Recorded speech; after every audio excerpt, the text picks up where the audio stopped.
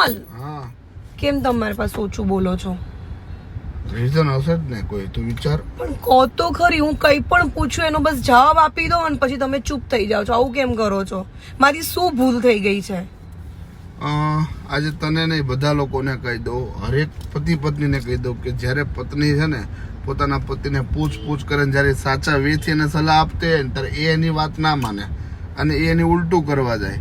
પછી થાય કેવું કે ઉલટું કરવા જાય એટલે હસબન્ડને ગુસ્સો આવે, બે જણા વચ્ચે ઝઘડા થઈ અને ઘરમાં કંકાસ રહે. પણ હું એટલું કહું કે યાર એક વખત જેવો પતિ કહે છે તો એક વખત માની લો ને, પત્ની કહે છે તો પતિ એક વખત માની લો ને.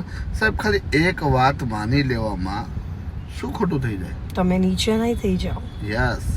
અને આ મુદ્દો તમારા ઘરે પણ બનતો હશે અને આ અમારી વાત સાચી હોય તો કોમેન્ટ જરૂરથી કરજો. જય માતાજી.